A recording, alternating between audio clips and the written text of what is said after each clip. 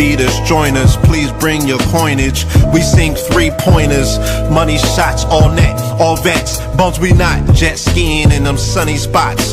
With women edible like gummy drops. Dummy stop, dummy stop. No weapon form can intercept the storm. Once my intellect is on, I'm projecting on magnetic fields and interact with blacks with athletic bills. I'm all about growth and development like residents of Ebbets Fields. Not to choose between woo and chew.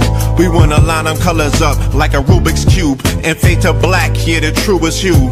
When you say the black man is God, who you alluded to?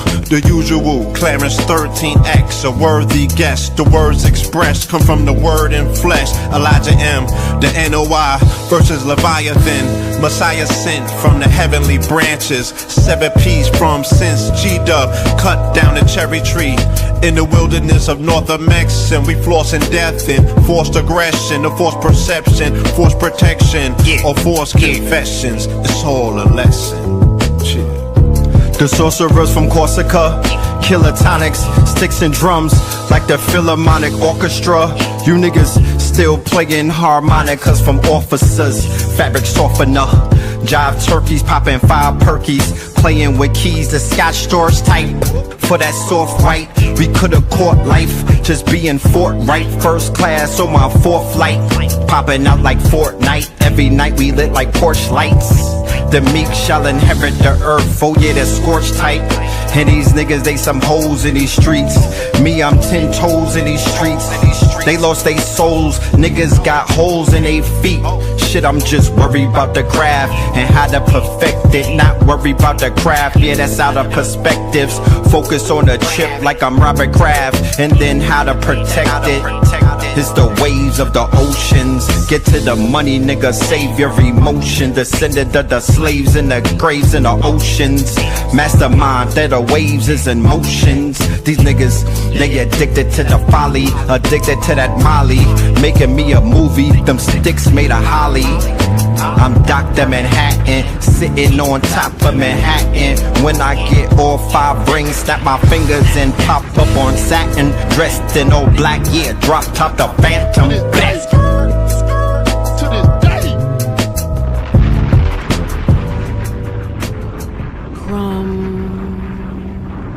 TV.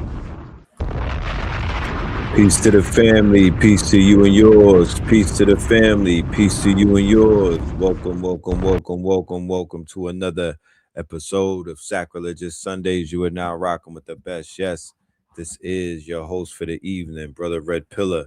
Let me know how we sounding on the audio, all right? Let me know how we sounding on the audio.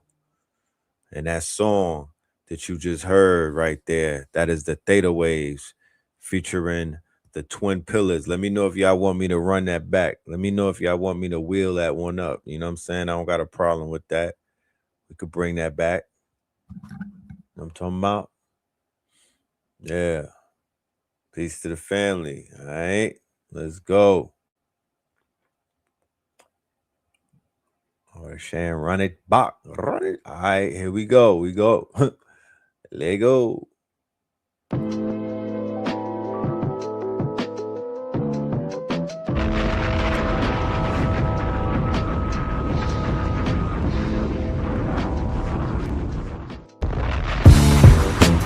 Can't beat us, join us, please bring your coinage. We sing 3-pointers, money shots, all net, all vets. Bumps we not, jet skiing in them sunny spots. With women edible like gummy drops. Dummy stop, dummy stop. No weapon form can intercept the storm. Once my intellect is on, I'm projecting on magnetic fields and interact with blacks with athletic bills. I'm all about growth and development like residents of Ebbets Fields. Not to choose between woo and chew. We wanna line them colors up like a Rubik's Cube and fade to black, yeah, the truest hue. When you say the black man is God, who you alluded to? The usual, Clarence 13X, a worthy guest. The words expressed come from the word in flesh. Elijah M, the NOI versus Leviathan. Messiah sent from the heavenly branches. 7 P's from since G-Dub cut down the cherry tree. In the wilderness of North Mex, and we flossing death and forced aggression, or forced perception, forced protection, or forced confessions. It's all a lesson. The The sorcerers from Corsica, killer tonics, sticks and drums like the Philharmonic Orchestra. You niggas still playing harmonicas from officers, fabric softener.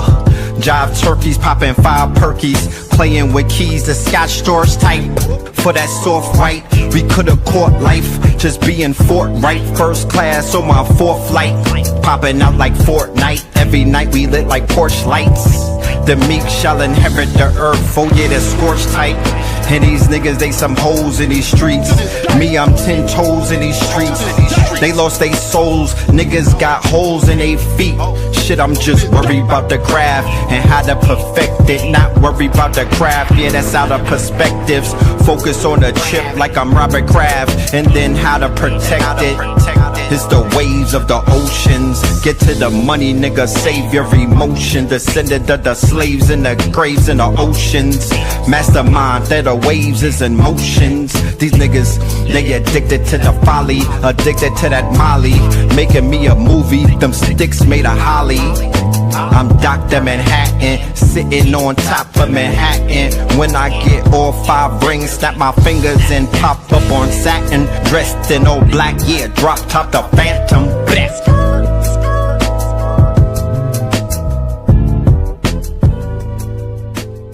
Crumb TV. Yes, sir. All right. Shout out to Crumb TV. All right, look out for that. That's gonna be coming out real soon. We're gonna come out with the mixtape. So yeah, look out for that. That's coming real soon. Yes, some sticks made of holly. Let's go ahead and do the roll call, and then we're gonna get right into it. Let's go ahead and do the roll call. All right.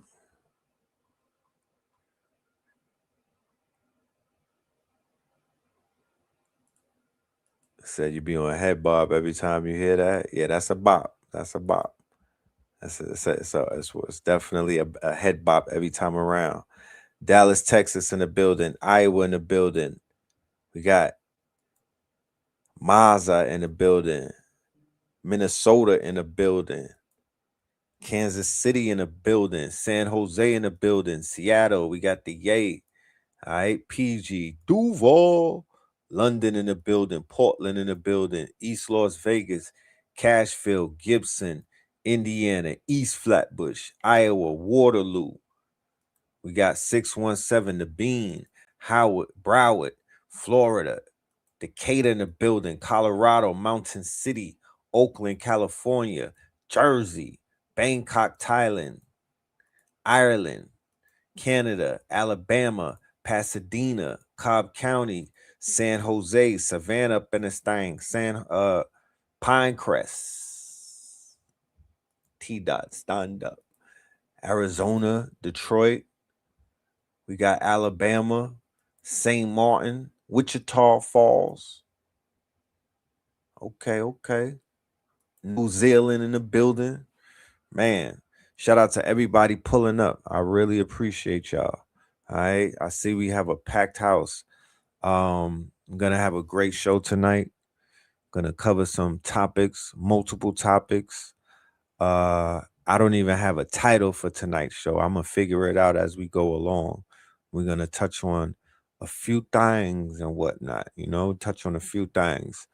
But this is not a war report. So we're going to touch on other things that's going on as we wrap this. It's probably like Sacrilegious Sundays. Sometimes we just we go over some of the stories that are dominating the headlines.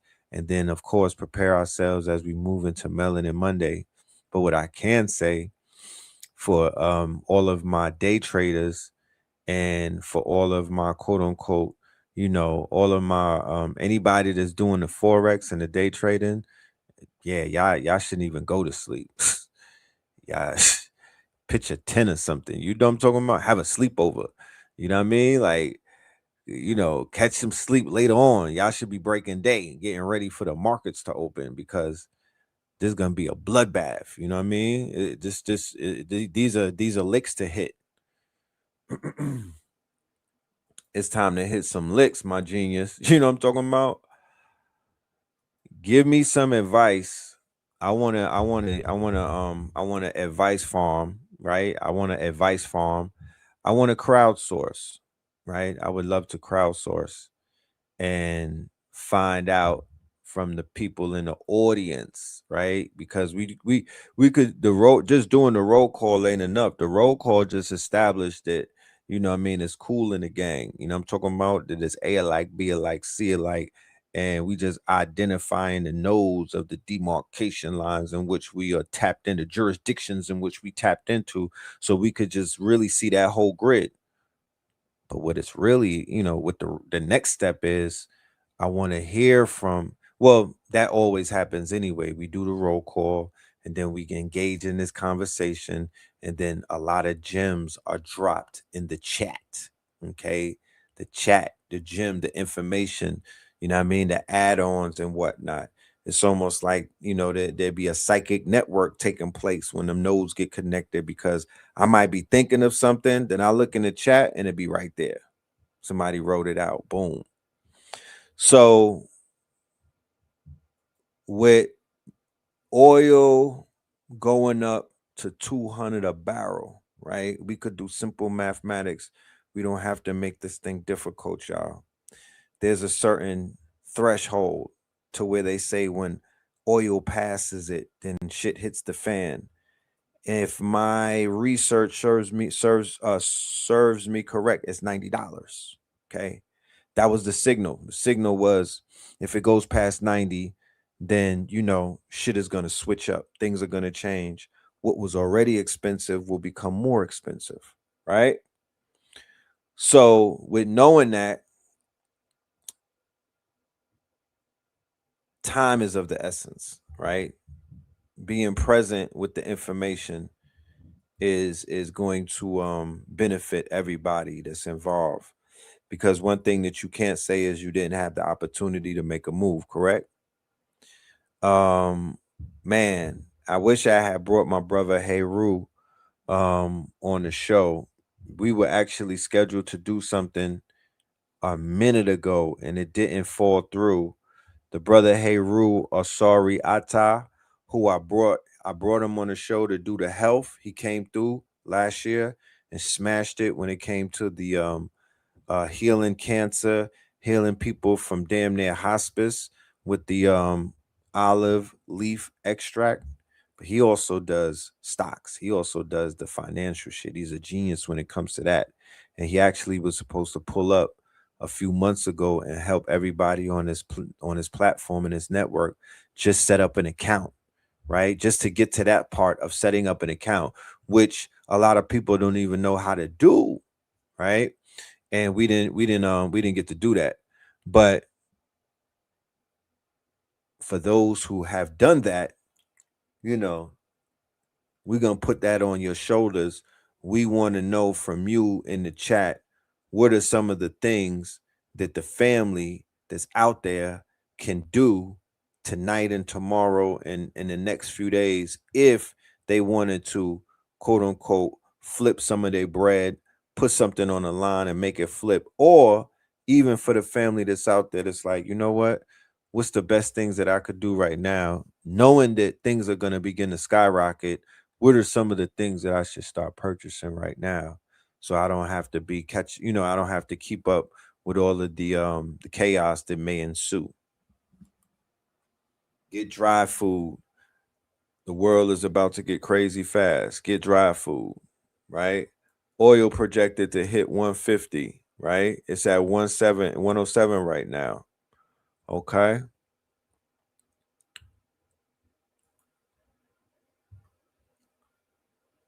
Gas prices could reach $8 a gallon. We were told a fear used to invest in oil. Gas is almost at 4. I saw it at 4 in Cali somewhere. Okay. So those who know, they know what to do. To them, this is a holiday. To them, this is a lick. To them, this is a come up, right? And in the game of love and war, you know, somebody might want to interject what they would call some type of morality in it. But if you know, you know. It's one of those things that, if you know what to do, then do it. Okay? If you know what to do, then do it. So for the people that's going to benefit off of war or benefit off of conflict through the markets being chaotic, hey, do what you got to do. But make sure that bet that you make, even though it's going to be, in certain ways, it's kind of like, it's like a blood diamond in a sense. You feel me? It does have certain energy attached to it. Make it worth something. Because shit is about to change real quick. You said don't invest in none of the stack or the stock. Oil is already at 116 just that fast. Oh man. Is there anybody out there that is gonna short these that's gonna get money by shorting these stocks? On Friday, the stock USO call options for the one. Okay. What comes to mind that I would love to share with y'all? There's a few things that come to mind, but what really was on my mind today was I was exposed to transportation in South America via the motorbike, right? In the scooter. It was a whole new way of me seeing how people get around and how to get around, especially in places like New York, right? That are mad congested and whatnot. Even though they drive wild crazy, you have to be a very good defensive driver. However, you can move around. You could get to places in New York on a motorbike. A lot of the immigrants have mastered that. The Africans, the Venezuelans came up in that, and they see now I know why the Venezuelans came into New York and did they big ones on the motorbikes, because when I went to Latin America, that's their mode of transportation. That's the motorbikes, right? And that's how you get around in Thailand. So them same scooters that you go to Miami, South Beach and be, wilding out on and whatnot, doing, going around, the same souped up scooters that the DoorDash dudes in your city are probably dropping off food with and whatnot. Some of those e-bikes and the motorbikes, yeah. Especially if you live in a city where things are kind of like you could get to places in a 30-minute radius. That's going to kind of be the next move, because if those prices go bonkers, them EV cars and those quote unquote motorbikes and those scooters are going to come in handy. You might even want to go snatch up about 100 of them. You might want to go snatch up about 50 of them. You might want to get together, put that 800 credit together, and then go, you know what I mean? Y'all go and get that credit and go grab some bikes. Cause I'm not a betting man, but I would definitely bet that's about to go up in a minute. That's about to go up. People are gonna hop on those. Grow the food indoors. Blue Pill will be on the show. I spoke to him in H Factor. I saw them at Derek Grace's event. This strong, and when was that? Oh, that was yesterday on this Saturday. I met up with the guys, and Blue is gonna be on the show, and he's going to drop. He has a lot of information when it comes to the farming, right? He has formed what is known as the farming, which is a component, or I would say a direct result of the Facts Initiative, which, by the way, is having its 10-year anniversary this year alongside Scorpion King. So we are in the 10-year anniversary cycle right now for the Facts Initiative. What a way, you know, man, the things that have grown, the things that have evolved, the type of businesses, the world that grew out of that vision called the Facts Initiative is mind blowing. I'm going to actually upload one of the initial debut Facts Initiative broadcasts that I did. I did a live, and this was one of the first times we were even doing live streams on the internet, on YouTube, live broadcast. I did it on 363 Empire, which was Black Magic 363. I think it was even UGR back then. And that was Brother Rich, with Sinetta was also there, and that was the Facts Initiative 10 years ago. And I was watching it the other day. It's just mind blowing.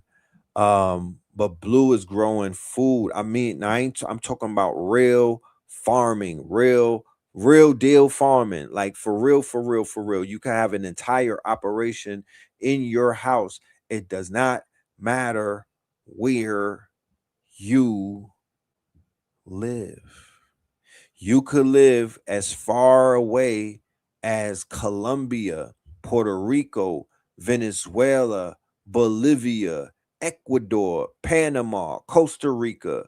You could, it don't matter where you live, and it doesn't even matter what you live in.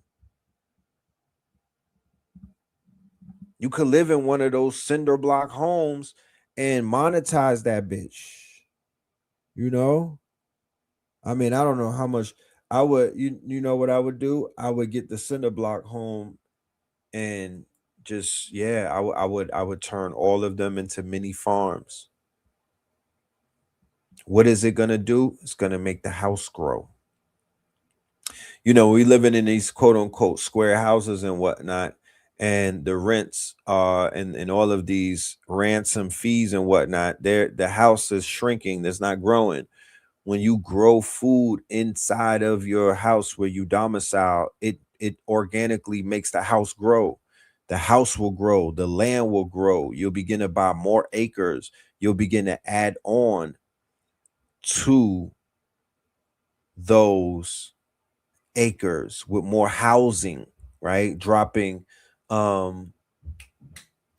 container homes, tiny homes. I have these videos that I've been watching where they're building monolithic domes with basically blow up, like you know how they have bouncy houses. They have something like that. They have like a bouncy house thing for a monolithic dome frame. They fill it up with concrete. They mold the concrete, and then they put another layer on top of it. Boom, you got yourself a monolithic dome. And I believe it's about from $5,000 to $10,000. What's popping? What's really good? Before the year is out, the Facts Initiative, that campaign is going to be launched. It's going to be a very the rollout is going to be monumental. You know what I'm saying? We got to build up a lot of power, a lot of energy, and a lot of charge, and roll that thing out kinetically. You know what I'm talking about? A kinetic rollout. So you bought your oil stock for $40 a few years back. Hello. Tiny homes going for about 200 bands in Metro Atlanta. Yeah, I think they have a tiny home community and whatnot. You feel me? The geodesic dome. Yep. Those are fire. Look into monolithic domes. If anybody is out there interested in getting on their shelter and getting into this real estate, only lands, monolithic domes. Okay. But definitely Blue is gonna pull up and do his damn thing and drop this information for the family. Look out for that. And if y'all haven't checked out Mineral Ministries, please make sure y'all go ahead and check the good brother. The episode that he did today, about 3.5 hours, he was definitely going in. So check out Minister Moreland over on Mineral Ministries. That's on this page right here. We even have it a whole playlist, so you could check out all of them. I'm telling you, I've been listening. Like today, I was in a sauna, and I pulled up this channel while I was sitting in the sauna, and I just randomly scrolled through the archives and clicked on a video from 3 years ago, right? 3 years ago. And this video, that's what I'm saying. Like, this video was speaking about every single thing, not every single, it was talking about Epstein, it was talking about Diddy, it was talking about everything that culminated later on down the line in fine detail. That's why on these shows currently, from probably like mid 2025 to about now, really are just reviews. Everything that already needs to be said was said about a few years ago. Why would I get up here and repeat myself? That's insanity. That's a waste of energy. I said this shit years ago. I'm playing Chocolate Godiva, Brosie O'Donnell and them. All they're doing is they're just solidifying, they're vindicating, they're catching up to the research and whatnot. They're reporting the damn thing. They're doing the work. The work been done. So when y'all get that, man, it's videos from 2000. It's videos on Baba TV, and especially I think every single video from Kia Life Production, which is the battle rap channel, right? Hip hop is real. Knowledge to God in them. Shout out to Knowledge, right? Damn near every video that I did with them from 2017, we had a year. We had like a 3-year run from 2016 to about 2018. Crazy. Damn near every video that I did with him was profiteering, prophecy, whatever they call it when you prophesizing. It was all prophesizing. See what I'm talking about?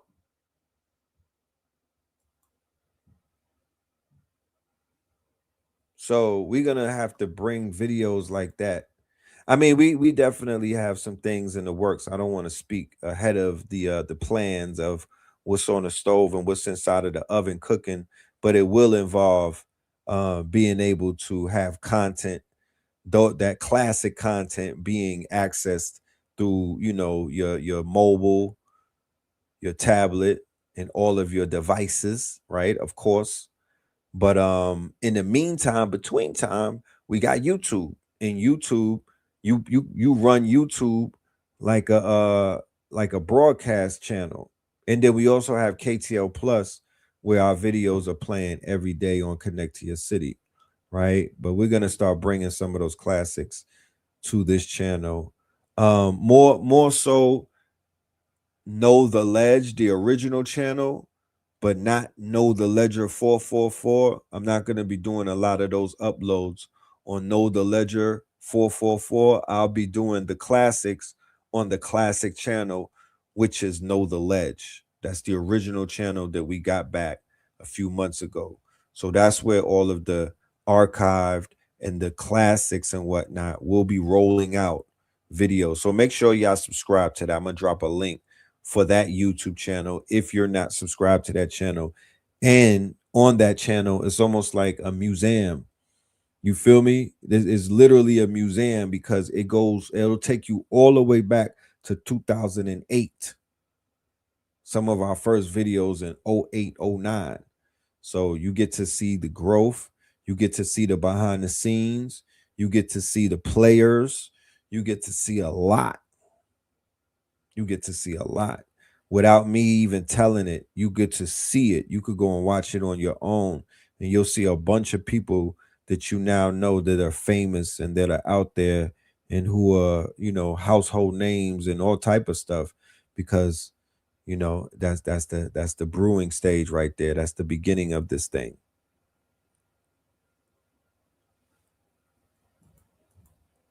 It was hard to convert to this channel after they took the original. Now this feels like where it's at. We rocking with the pillars.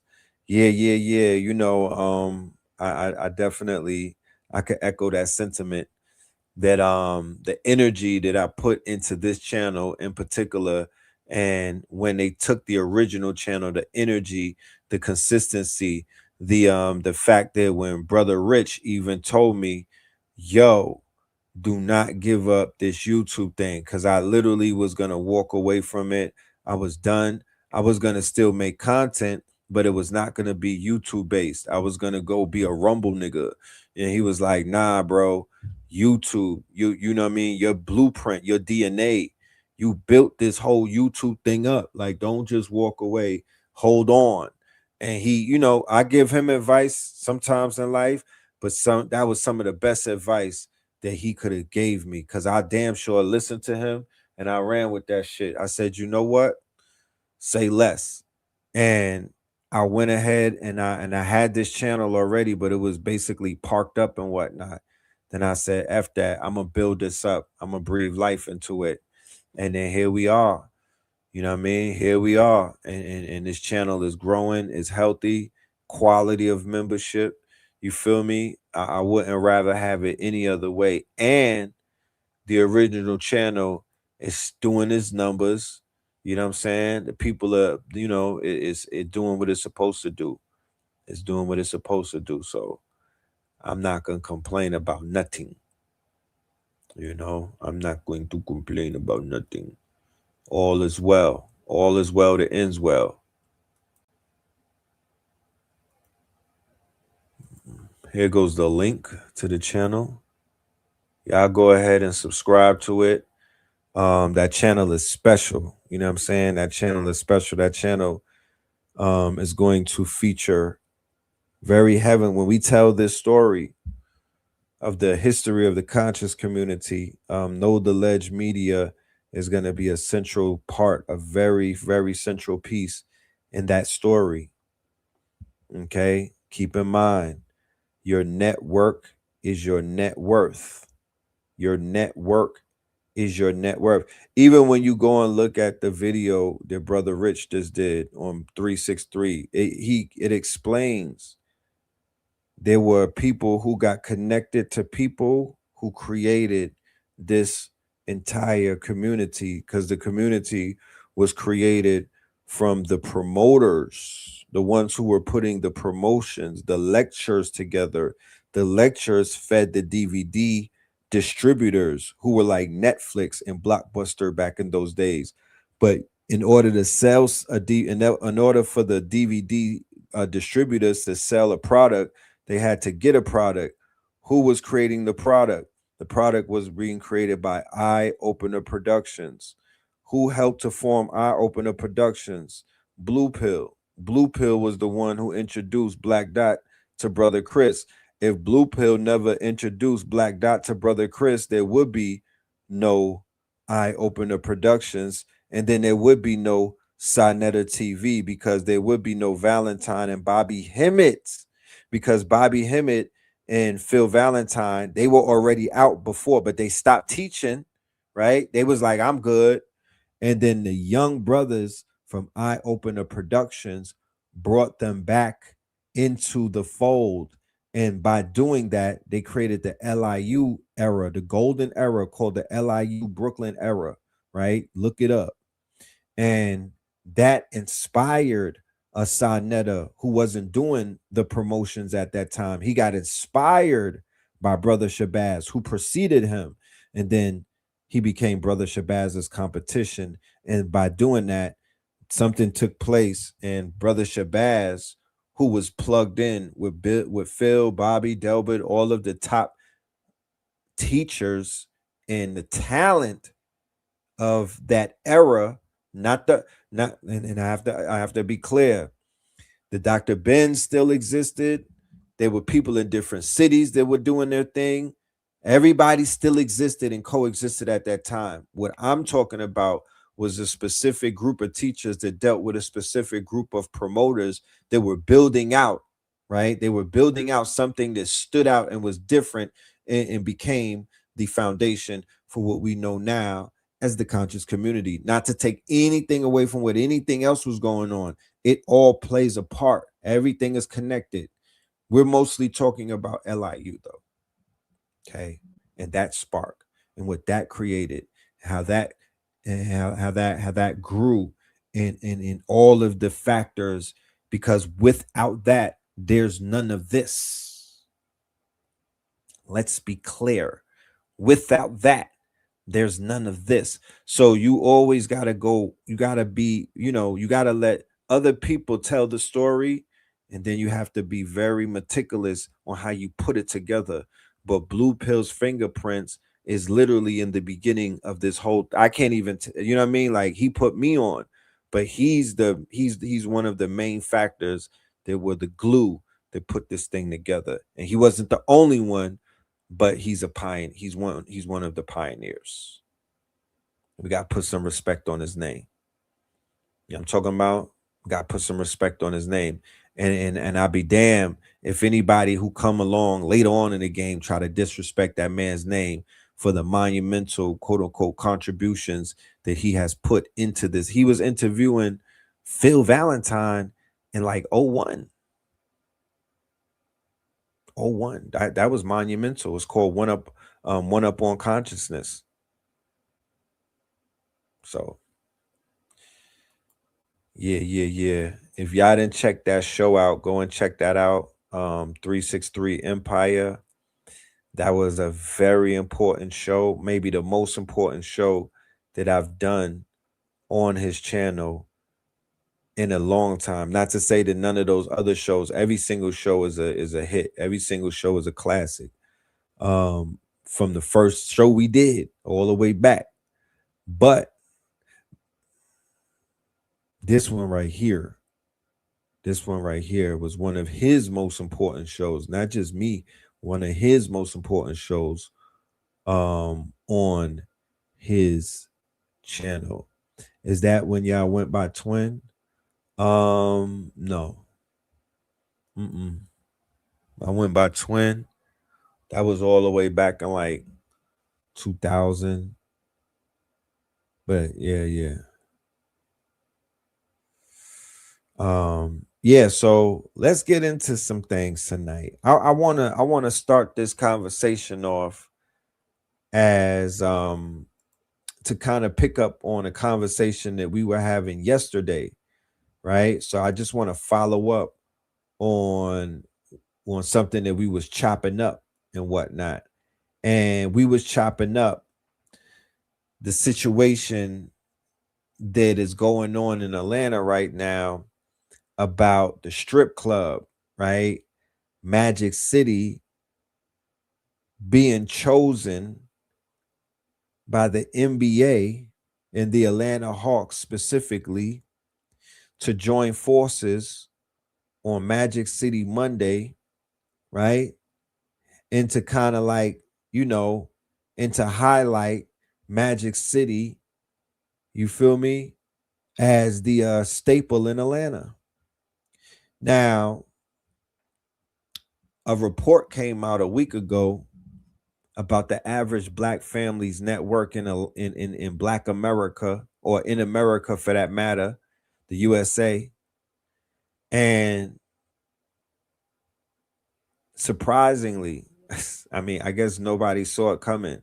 Surprisingly, Atlanta, Black Mecca, the place where people are packing up to go and live their lives, to chase dreams, because according to YouTube, IG, Snapchat, TikTok, and other platforms, this is the land. This is Black Wakanda. This is Black excellence. This is what Diddy and them. This is I have a dream. This is Diddy's dream. This is what MLK was hoping for, right? This is it, y'all. You feel me? There's nothing else past Atlanta. Atlanta is it. Atlanta is the promised land. These are where the Housewives franchise cut their teeth, right? This is where the culture of quote unquote stripper culture has risen and been exported. This is the city that charges you $100 to park your car in a gas station. Shout out to V12. Right? So How the hell is the average black family's network 5 bands? And in Washington, D.C. is 220,000. And in Dallas is 195,000. And in Oakland, even with them stripping down Oakland, it's 180. Los Angeles. So a lot has to be taken into consideration, because with all of the financial advisors in Atlanta, somebody is not advising one another financially on how to do this thing the right way, because whatever blueprint people are following, it's an outdated one. It's an outdated one. You know, whatever blueprint that they're following is an outdated one. It's a dangerous one. It's one that doesn't serve anyone. Okay. And this is an epidemic that has, quote unquote, afflicted every single corner of not just Black America. This shit has been imported to the UK. They importing this shit to Dirty December, to Africa. They imported this shit to Latin America. It's everywhere. So I want to play this clip because we have somebody who threw their hat in the ring and wanted to have something to say about this controversy and whatnot. And we haven't really, we're just sprinkling a little bit of the bird seeds. We didn't even come to eat, ladies and gentlemen. This conversation is going to be a panel. This conversation, when we decide to have it, is not just going to be red pills, opinionated, because I'm biased. Okay, I'm biased. And I've told you before, I am not sitting up here trying to pedestal myself. I dated strippers before. Okay, I've dated strippers specifically from Atlanta many, many moons ago. Yeah, I was Twin back then. Twin dated the strippers. Red Pill did not. Okay. So, and I don't have nothing against them. It was, I don't, how niggas could be bitter and whatnot because they got handled. No, that is not my case. You know what I mean? That I had a great time. I learned a lot from the women that I was engaged with. Right? We took care of each other and whatnot. They was stand up. Okay. But I am speaking about the fact that they have, when certain things evolve and change, right? So for the women who have, strippers need love too. You know what I'm talking about? You know what I mean? I came in and I pulled out a cape, you know what I'm saying? On a few occasions, I tried to save a few. And it's a bitter pill to swallow when you realize that they do not want to be saved, and some of them can't be saved. Okay? It's a bitter pill to swallow. But what I will not do is I will not stand around and just sit around and say, oh, they're making strip club culture the de jour of Atlanta, when all of these people who are engaged in real Black excellence have something to say about. I don't, so I need this conversation to be had on this platform. We're gonna have to bring some natives. Do y'all think that we should bring an actual Magic City patron onto the platform as well, like a dancer or something? Because they might have an intellect somewhere in the crowd. Who knows? I just can't bring nobody that's random, but I could bring someone. If there is someone who can articulate themselves, then I would be open to that.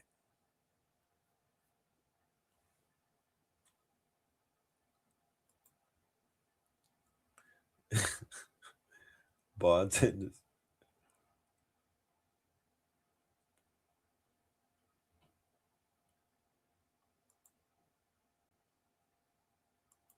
I seen Billy is Boule by default.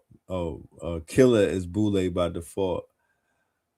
Oh yeah, Killer Mike got a show, right? He got a podcast. Like the rappers got podcasts and whatnot. He got the podcast. Yeah. spiritual strippers. It's always been like that way. And yeah. I didn't see the documentary.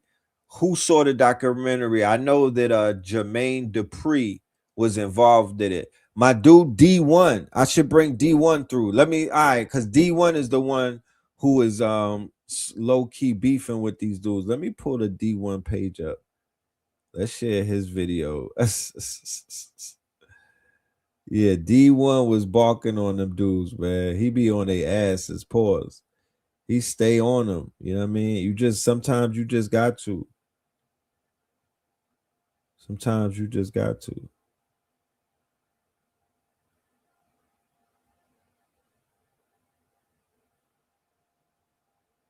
Okay, here you go.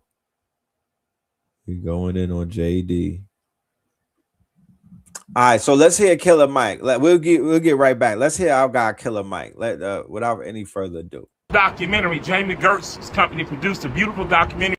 Jamie Gertz's company produced a beautiful documentary on Magic City. Then we should be supporting our city and not just for chicken wings. Yeah. You're never going to get rid of adult entertainment in Atlanta. That's why they call it adult entertainment. It is one of the things that has helped desegregate, resegregate, keep our community black owned, keep people who are in ownership positions. When you go to Vegas, the strip clubs aren't owned by people who look like the people who work there. When you go to Miami, even, it's not that. So if you come to Atlanta and they say they like the girls in the chicken wings and the city doesn't have a problem with it, shut the f up. That's right. That's right. So he said that I think he said let me see what he said, man. I need to. This nigga got a Grammy, right? Beautiful documentary. Jamie Gertz's company produced a beautiful documentary on Magic City. Then we should be supporting our city and not just for chicken wings. Yeah. You're never going to get rid of adult entertainment in Atlanta. That's why they call it adult entertainment. It is one of the things that has helped desegregate. That's what he said. He said adult entertainment helped to desegregate. Did he just say desegregate as in when MLK got shot? Talking about did he say desegregate adult entertainment? Did he say desegregate? This is the same city that MLK's house is preserved and it's a landmark. And that man did not get shot trying to desegregate the strip club, Michael. And he didn't get shot so men of all persuasions on Mondays could pull up for chicken wings and, you know, and a little bit of adult entertainment, my G. You know? So let's see what else he said about these chicken wing spots.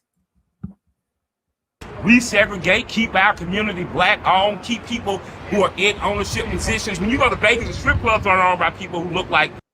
Oh, yeah, man.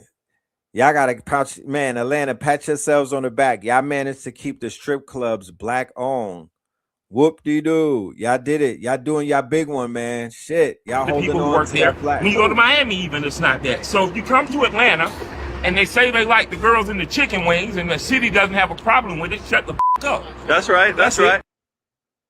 With the Hawks, you know, throughout the years. And I've worked with Magic City throughout the years. And although I prefer the Blue Flame, I'm a big fan of Magic City as well. What do you think about this whole controversy? I think that the Playboy Club was the first club to allow allow black comics in it.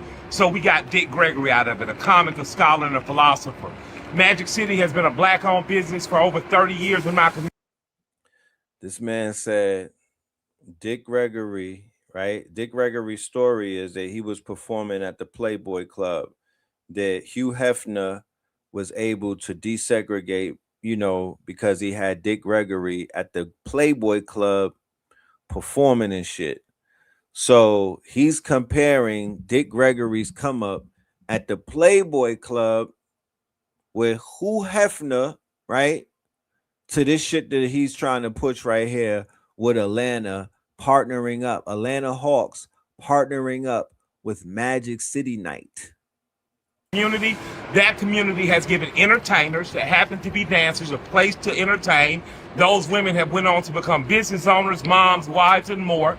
And the culture that Playboy started in the 50s lives in the Atlanta gentlemen's club scene, whether that's Magic City or the Blue Flame or Peaches. And if you don't understand Atlanta, just hush up and be quiet. Yeah. Is this what today's International Women's Day? Today's International Women's Day.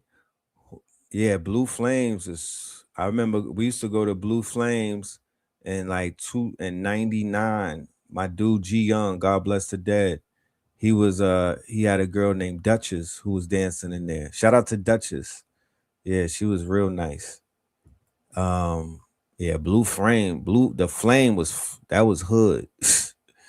That was the welcome to the jungle. So now the conversation is, if you're not from Atlanta, don't talk about our hoes, or you don't have any say, right, in judging how we handle our women. If you're not from Atlanta and you don't understand our culture, that we've accepted exploitation, right, as a residual of what them white men did to the women, right? Because even with Blue Flames, with the lizard, with the that's them trucks park up. That's parking lot pimping over there with all of them truck drivers, I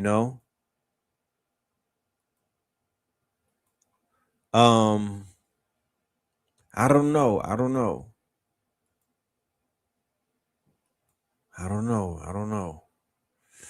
The whole arrogance of telling people that they can't speak about shit going on, but when you speak about it, you're not even speaking about it with any type of you're biased. You're letting people know that you're biased, right?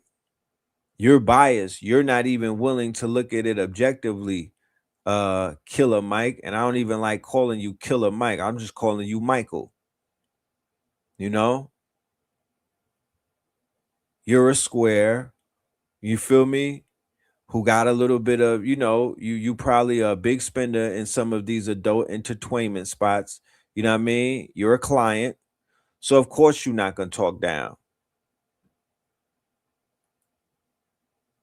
Al Horford, we never you anyway.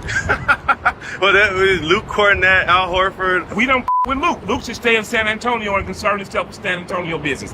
If the city of Atlanta embraces that, and they've done a beautiful. So the ironic part, the irony in this whole thing is it was some white boys that called them out. It was some white boys that actually had something to say about this whole situation. Let me pull that up real quick so we could get some more context, right? And they were the ones who had something to say about it. Matter of fact, let me see. Let me see if D1 could talk to this man real quick. Let's see what this whole hoopla is about.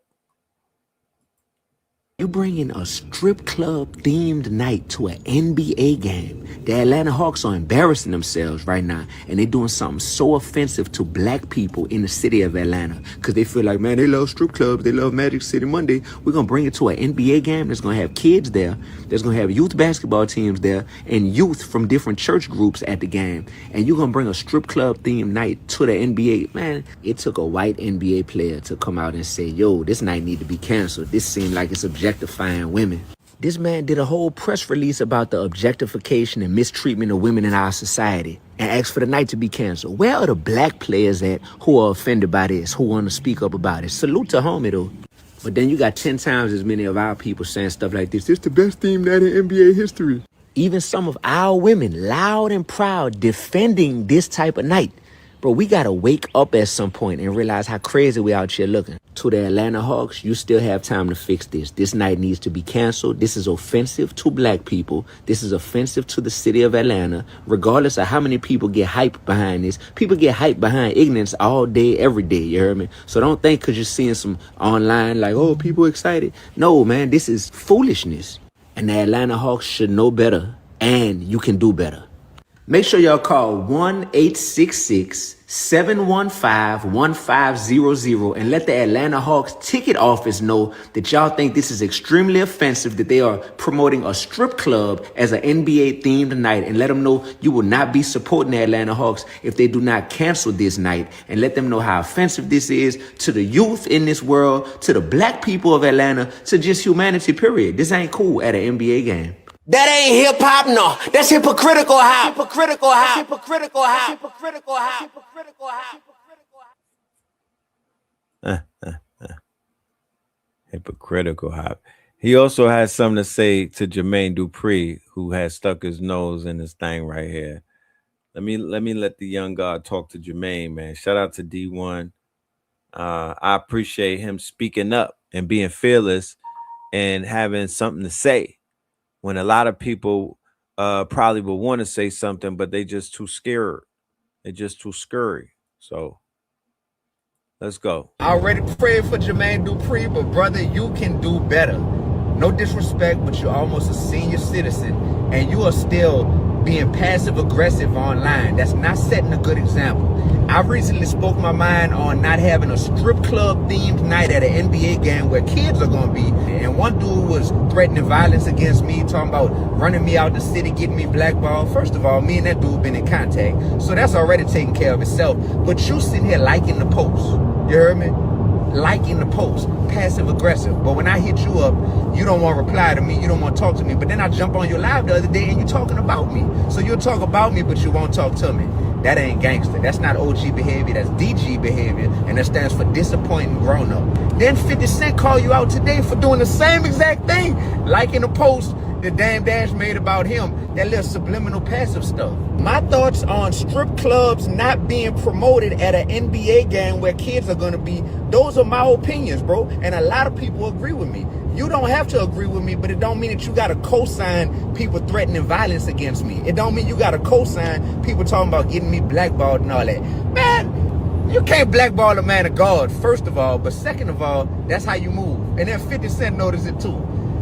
You can do better, my brother, and I can help you if you need it. I have prayed for you. I talked to God about you before I got out of bed this morning. I'm not lying. I really did do that because some people don't realize the type of precedent they are setting, man, and I don't think you realize it because you make good music. I'm sure you're a good dude, bro. I'm positive, but this right here, this is not a reflection of the best version of who Jermaine Dupri was called to be. That's all I'm saying. They don't like me, but they know they can't deny. Sometimes you just got to talk to these men. You know what I mean? Sometimes you got to talk to them. Check this out, too, because this is a pipeline right here. So when we speak about the exploitation of our women, our future, the daughters, right? We got to look at the whole board, right? Because at this point, everybody that's going against the grain, everybody that's working with these quote unquote devils, the synagogue of you know who, there's going to have to be a line that's drawn in the sand. Now, there's no network that I could think of that exceeds the level of disdain when it comes to the way that they're depicting our women globally, right? And moving around the world and whatnot, exporting dysfunction, debauchery, hedonism, what we would call buffoonery, violence, and disrupting the stocks on our people's reputation. You feel me? Because there's nowhere that anybody is going to respect our women and their stocks are going to rise and they're going to look at them as, you know, as respectable after they get a whiff of the bad girls club or baddies, the whole baddies thing. Anything that's on Zeus Network, after somebody consumes a few hours of that, yeah, they're gonna they're gonna sign up for the eugenics program.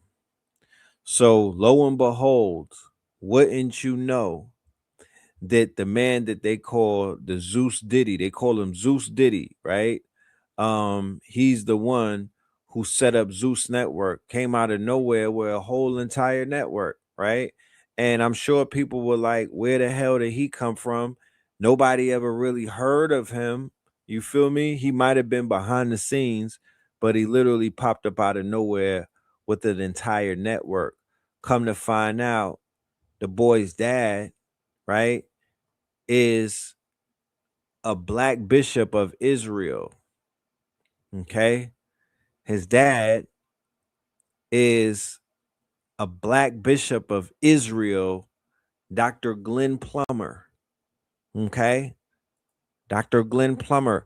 So his poopa, his father, his old man, okay, is in bed with them people. And it's always somebody that's close to a religious figure that's involved with this corn industry. Like the person who literally owns Corn Hub is a rabbi, right? The person who went ahead and acquired, I believe it's called Mind Geek. That's the company over about 500 different channels, a rabbi. The person who's aligned with OnlyFans, a rabbi, and a juice box. So, you know, what, you know, I know what that's about. I mean, you know, inversion, the things that they do. I know what it's about. So people like this, it is one thing to know what they doing or to highlight, but it's another thing to actively make sure shit like that comes to a screeching halt. Okay. The CEO and founder of the Zeus Network. The black degeneracy they will always have small hat investors. If there's never, if this shit is a recession and they can't find and the money dries up and dollars become toilet paper, they'll still have a budget for black dysfunction. If money turns into coconut shells, they'll have a whole coconut shed to fund black dysfunction. The way that they even want it right now, they want the dysfunction to actually pay itself. They just want they want dysfunction for free. Yo, at this point, they want dysfunction for free. Before they had to pay niggas to be dysfunctional, and they had to incentivize them with these breadcrumbs. In the future is going to be genetic. It is just going to be free dysfunction. Okay, just free dysfunction. So this person is going to play a part if nobody gets in the way of his plans and whatnot. He literally is Jerry Springer in blackface, and maybe even worse. Okay, and maybe even worse. These two look like twins. These two remind me of each other. This nigga and this nigga look like you know what I mean? They might be related in some way. Okay? So we have a case right here that broke the other day about Meta Ray-Ban smart glasses that are sending the footage, right, to Kenya. So when people wear the Meta smart glasses, right, the same way that they discovered that the Waymo taxis are really not driving themselves, they have drivers in Africa moving that shit around. The same thing is happening with the Meta Ray-Ban glasses. We just did a show about DARPA, me and Crumb TV. And in that show, we were drawing all of the quote unquote lines. We were showing all of the receipts, how Meta / Facebook is a DARPA program. It is the Fed book for real. It literally is a government program, right? And this dude right here is literally a plant. He's literally a plant. So these devices, right? These devices are broadcasting people fornicating, showcasing all of their proclivities, committing crimes, all type of things, and they are paying groups of Africans because those are the people who they could pay the least. Any other group would be unionized.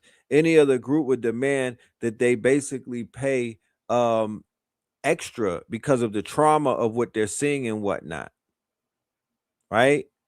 These Africans are being exposed to some very disturbing things. This is an agency or a factory called SEMA or SEMA, right? And they were the same Kenya. This is Kenya. Kenya is the same place where Is It Real just bought a bunch of land and they're going to build out an entire city for Is It Real juice boxes in Kenya, right? So this Kenyan company was the same company that they were training ChatGPT, because ChatGPT, the initial ChatGPT, they use Africans to build or to help out with the building of ChatGPT or the training or the evaluation of the earliest models of ChatGPT. They also use the Kenyans to basically be the fact. They were on they were on Facebook. Facebook were using them. It's sort of like using virtual assistants, but it's Facebook, it's Meta. So, it's a humongous contract. It's a humongous contract, right? So more than likely they're probably hiring 5 to 10,000 villages with an S of Africans. They just hunker down on one of them nations and whatnot, cut a deal in the UN, you know what I mean? Swap out a mine or a village. They move niggas up out the village. The village might have gold in it. It might have a bauxite. It might have lithium. It might have coltan. You know what I mean? They pack the village up, send them niggas to a call center somewhere, or have them just pack them up and relocate them to a warehouse. And now they're working for Meta, and they're looking at people through their Meta Ray-Ban glasses. Africans. And these Africans are suing and whatnot. Let's go to the tape. Let's go check this crazy shit out. Mark Zuckerberg has just added facial recognition. Is your address 4 Valley?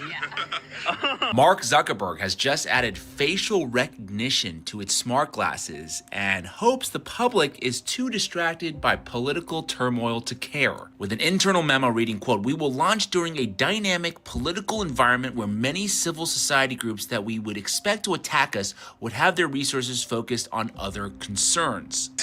Understand with that statement that you just heard, apply that to multiple situations. Remember, you're dealing with psychopaths, dark tetrad, dark triad, American psychos, Machiavellian, narcissistic personality disordered recessives. They are going to move when there's chaos. They're going to launch shit. They're going to inject things. They're going to onboard things. They're going to move with their agendas. They're going to use the distraction as a cover. Understand what you're seeing and understand what the hell is going on. A week ago, their back was against the wall and they were getting punched in the mouth and whatnot. Now they've wiggled themselves off of the wall. The same people that were punching them in the mouth are now saying, who y'all want us to punch? Who y'all want us to punch? They are attack dogs right now. The same people that were punching these elites in the mouth are literally like, yo, let's all kill the Iranians together. We at war. We're gonna win this. You know what I mean? We're gonna win this. It was because everybody is on, you know what I mean? You pull the G.I. Joe card, niggas fall right in line. Especially the pale faces. They fall right in line. They snap right up out of that. Right? So the day that Orange Man says, hey, you know what, guys? We just have to do martial law. we're going to call the emergency powers and shit is getting crazy. They bombed one of our, the grid got hit or something. The minute that he says martial law, he's never going to unmarshal that law. So that's your window, because that's when you're really going to see these niggas go crazy. It's all a ruse, because absolute power corrupts absolutely. The Supreme Court gave him absolute power, Homelander, before he even came into goddamn office. So pay attention. Remember, all of the technology niggas were sitting at the table. They met King Charles, right? They met the head of dragon, the head dragon, Prince Andrew's brother. They went and had dinner with him, and he gave them the rundown. They sat with BB and these niggas. They are a part of Cobra Commander. They are a part of the agenda, the Dark Enlightenment. Don't trust these niggas. I already told you. Behold a pale-faced horseman. To use it, you just put the glasses on, then as you walk by people, the glasses will detect when somebody's face is in frame. So right there, ICE with the glasses, right? They're going to Meta will basically have, because Meta already is locked in. So if Meta is doing that on a commercial level, then they basically have it on a military level. Once again, you're seeing the birth of Iwas before your very own eyes. That is the Hegelian dialect between Anthropic Claude and the Department of War. And that's the Hegelian dialect that has ChatGPT or OpenAI as the solution and whatnot. They already have given birth to Iwas, my niggas. It's already there. So this facial recognition that they're giving the public access to, just imagine what they have. Just imagine what the military and what ICE and these agents and whatnot, when the martial law is declared, then they come out with the glasses and there's facial recognition as they knock door to door. This photo is used to analyze them, and after a few seconds, their personal information pops up on your phone. Cambridge Community Foundation. Oh, hi, ma'am. Wait, are you Betsy? Yes. Oh, okay. I think I met you through like the Cambridge Community Foundation, right? Yeah. And not only are they identifying people through the glasses, if you're one of the people wearing the glasses, you are being watched as well. Quote, the investigation found that much of the footage captured by Meta smart glasses, of which more than 7 million pairs have reportedly been sold, is being reviewed by contract workers at a Kenya-based company called SAMA. They say, go and look up SAMA. It's in Kenya. SAMA got a track record for doing a lot of shit in the AI world. They are literally the outsourced help. They're in bed with these. They know where a lot of the bodies are buried. They have seen a lot of shit. They were seeing Epstein type shit at SAMA. The workers in Kenya were seeing Epstein type of crimes being committed damn near all the way like years ago. They just have NDAs and they can't say nothing and whatnot. But the workers was getting sick. They were quitting. They were unaliving them. They were going through some shit and whatnot. Go and look up SAMA. Similar to how the people who were putting together the iPhones was jumping out of windows in China. That sensitive and personal footage captured by the devices, including people going to the bathroom, getting dressed, and having sex, is being reviewed by contractors who see all of it uncensored. Well, what could possibly go wrong, y'all? Let my dude cook, though. Let my dude. Come on in, son. Come on. The fact that you probably didn't know, every video and picture that you've taken on your Meta glasses was sent to some random Kenyan chilling like a villain in a cut like Neosporin, and he had to see those videos and pictures as well and then train AI with it. I know. I wish I was joking. I'm not. Of course, because we live in a technocratic society. This isn't headlines everywhere. But, yes, workers watching intimate AI glasses videos. The Kenyans called them up and was like, I'm seeing a lot of naked people on here. And there's one dude, he was hitting it from the back. And I think he thought it was just between him and her, but he didn't know that we had a whole office watching and training AI. And then the other dude, you may actually want to go check on him. He moves a lot of cocaine and weed. I have no skin in the game, but it's just what I saw. And I'm like, whoa, what the fuck? I mean, I had meta glasses. I wasn't recording nothing nefarious like that, but still, there's some shit I don't want no random Kenyan to see. You know what meta excuse was? No. We was blurring their faces though. And then the workers was like, no, you weren't. I was watching some dude take a shit and he was looking at himself in the mirror with the glasses. Why he was recording that, I don't know. But I saw it. And it's just like, oh, wait, throw the fucking flag. And Americans get in on this lawsuit because clearly it was filed from over there. But it's like, privacy, yes, a lot of privacy. What the fuck is going on? And then next thing you know, I'm going to find out that this front camera here is like, oh yeah, we was recording Lawrence and we heard he was talking a lot of shit about our greatest ally. Come with us, buddy. I mean, come on. Nigga, what's next? He knew this. He chose this. Red Bull, nowhere in sight. So why? Strictly for vibes. Invasion of fucking privacy. I'm a bad promoter, but guess what? There's a new YouTube video dropping later today. So if you want, longer content, storytelling, all that type of good shit, tune in. Pull up, son. Let us remind you this. Is a Pentagon program. The whole Facebook movie is a giant lie. It's a propaganda piece. That was a Pentagon program called LifeLog. LifeLog is a Pentagon program that wants to collect all your data for your whole life. What day did the government stop the LifeLog project? Whoa. DARPA shut down the LifeLog project February 4th, 2004. What day was Facebook registered as a business? Oh my God. No way, bro. The exact same day. They don't even hide it, dude. It was created by DARPA. Yeah. They handed it to Mark Zuckerberg. And then the Vossel twins. What about the other? Yeah. That's all. And that's why they became the first Bitcoin millionaires, because they play ball. Oh my God. It's all theater, dude. So what is the purpose of LifeLog? To collect all your data for your whole entire life. Yeah, man. Yeah, you know what I mean? The Facebook days need to be over because it's even, man, oh man.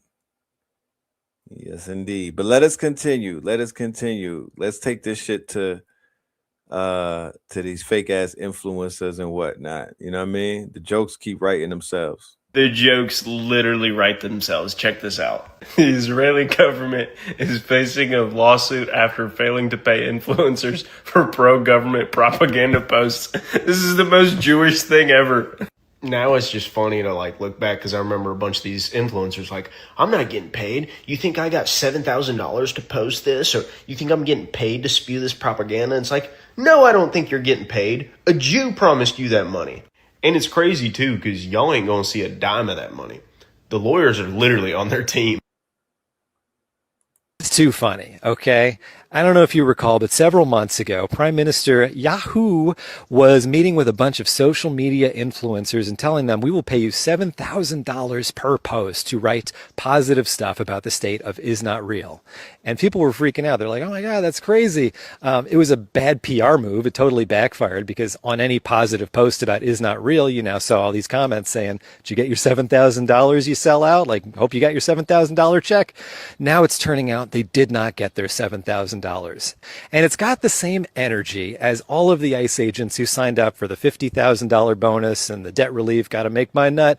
And then it turns out that the contracts that they signed will not give them the money because it's almost like a payday loan. They're actually in debt to ICE. It's got the same energy as all of the contractors who worked on the casinos for our commander-in-chief who had the 34 felony counts. I don't know if people realize this, and it's important that you memorize and internalize this phrase. There is no honor among thieves. You cannot work with corrupt, dishonest people and come out clean. They will most likely take advantage of you because that's what they do. And unfortunately, our entire government, our entire system is literally run by and for criminals.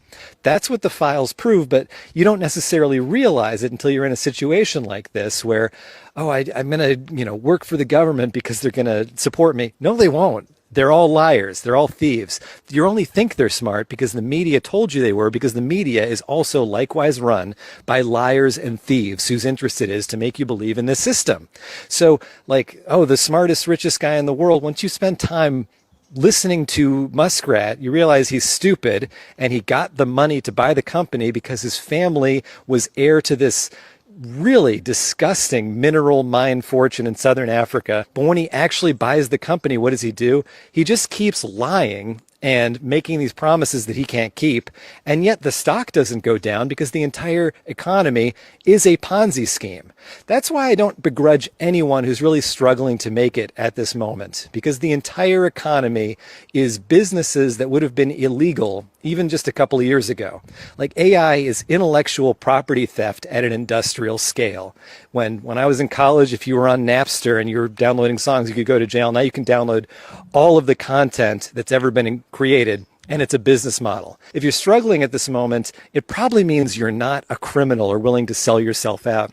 And even if you're willing to sell yourself out, you will not succeed because you're working for thieves and liars and crooks. And if that hasn't been shown, if that hasn't become abundantly clear, then I don't know what to say. I really don't know what to say.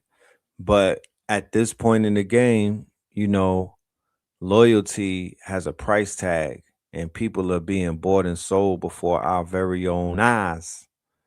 You feel me? People have prices, ladies and gentlemen. And one thing that I know, I don't know everything, but one thing that I do know is that if somebody has a price tag, then they're basically no good to you because they cannot be trusted, right?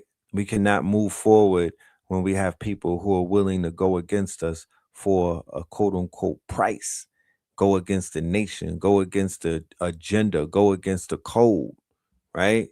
Shit like this needs to be not just uncelebrated, it needs to be dangerous for people who feel that they could just pop out and do some shit like that. It's a giant lie.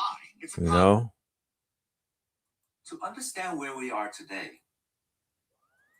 But let us continue to go down the rabbit hole. Think about your family tree for a second. Your great grandma. All right, let's see.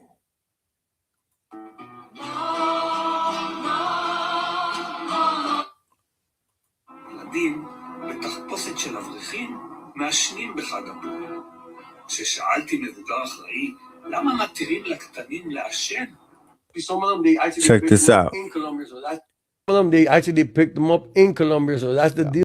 Remember what we were talking about on yesterday's show, to be exact, about these cartels working with them people, and by proxy, these gangs working with these people, and then by proxy, the rappers working with these people, and then by proxy, the athletes. Just, you know, once again, nowhere to hide.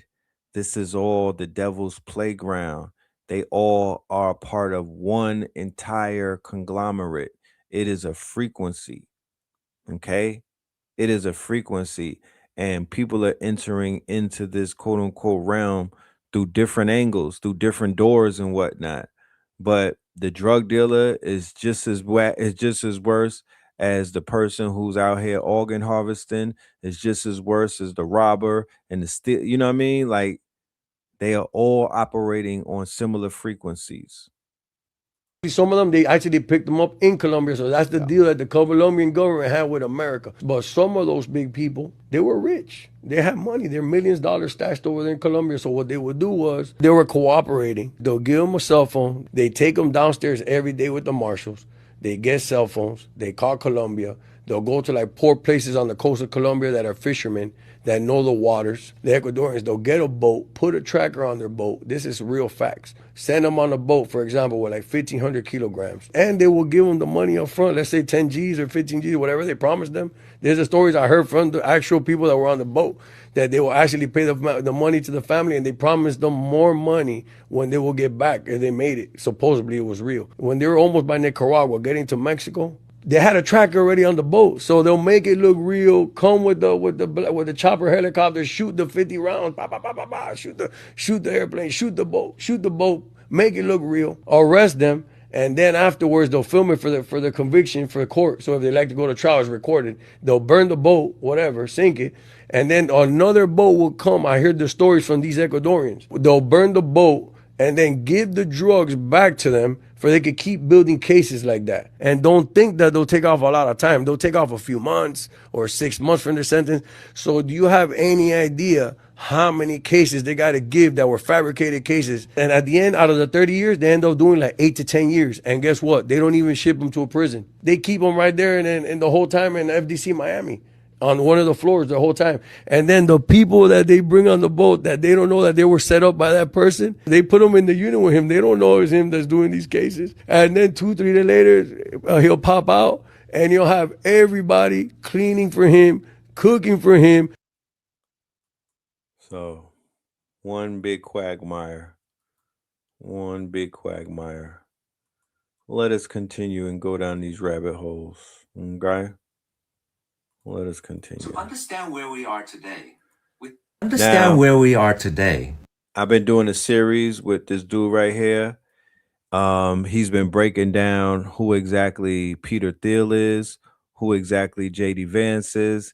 Now we're going to get into something called the Heritage Club, or the Heritage Foundation. I'm sorry. And these are the people who are the authors.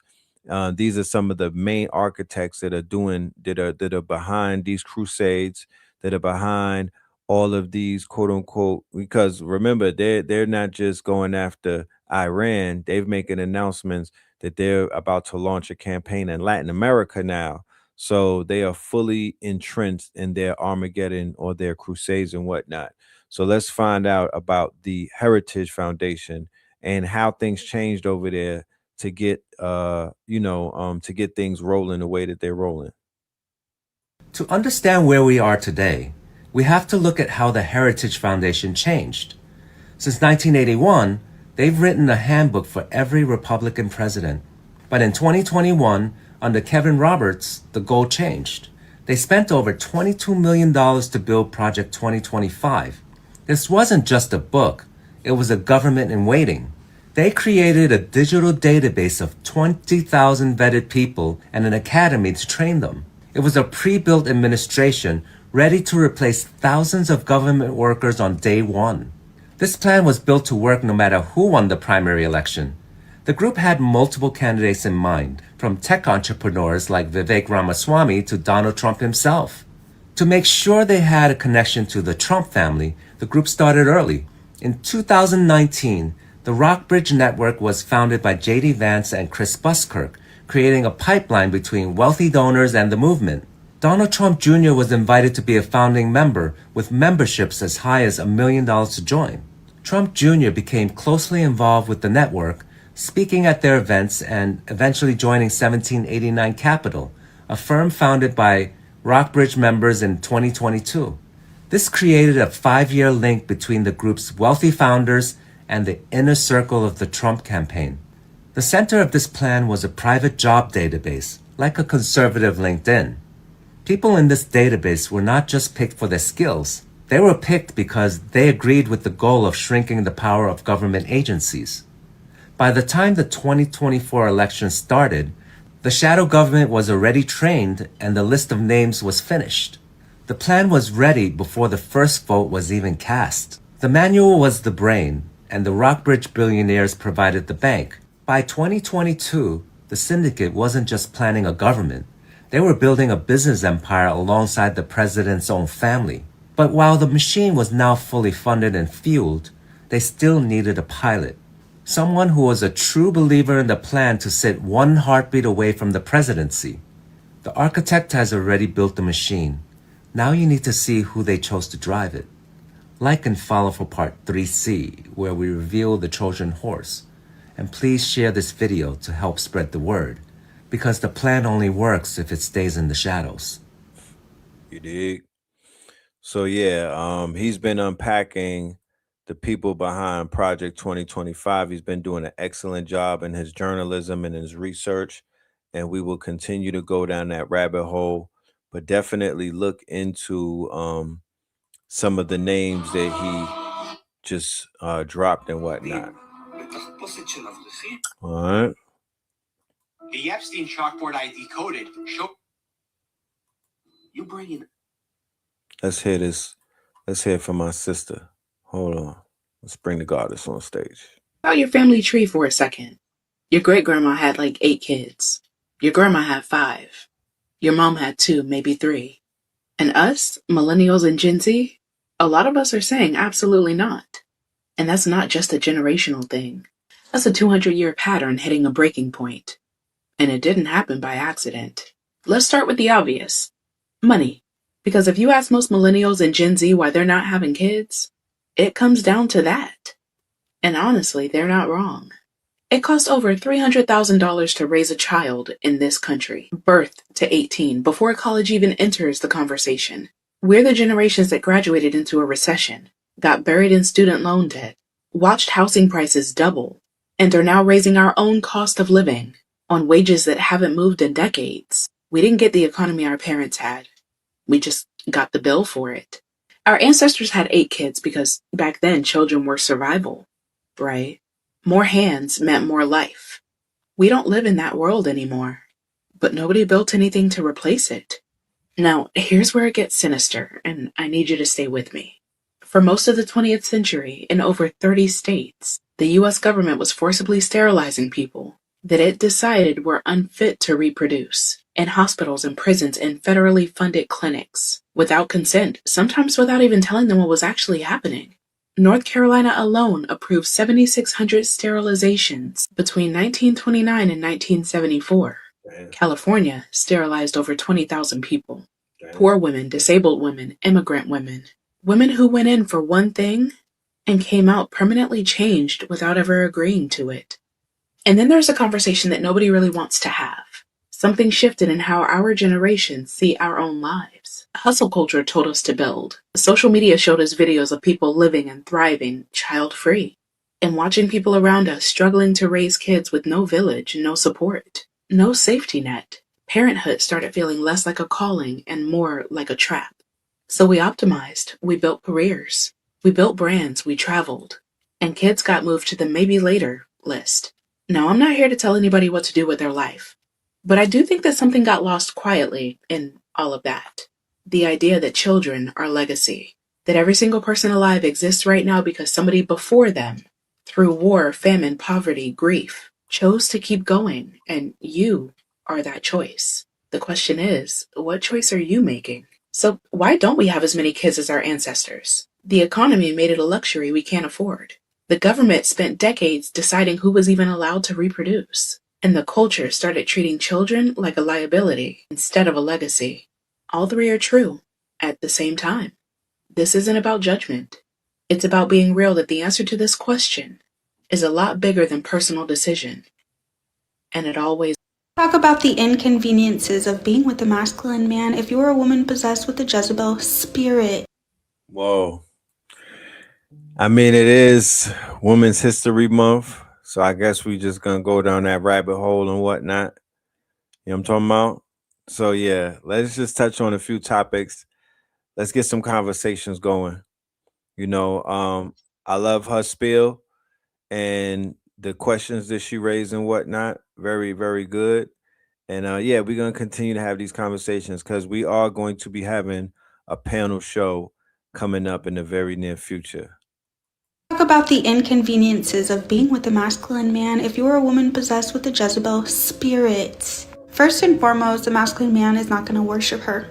If she's used to admiration, if she's used to sexual leverage, she's used to being the center of attention, and she's used to praise, then she is going to struggle deeply with the masculine man. In fact, she may even resent him. A masculine man admires, but he does not idolize his woman. His mission, his calling, and his obedience to God comes first. And a woman possessed with the Jezebel spirit, she wants to come first. She will interpret his priorities as neglect in the relationship. And that's a very egotistical woman colliding with a man with order and structure. Second is, she will feel challenged because he can see through her. He can see that her tears are a form of manipulation. He can see when her silence is being used as a form of punishment. He sees when her seduction is used as a form of controlling him. He will refuse to participate in any games. And to a Jezebel-spirited woman, this will feel incredibly exposing and uncomfortable, because that level of discernment feels invasive to the Jezebel spirited woman. Third is a masculine man doesn't shrink to accommodate to insecurity.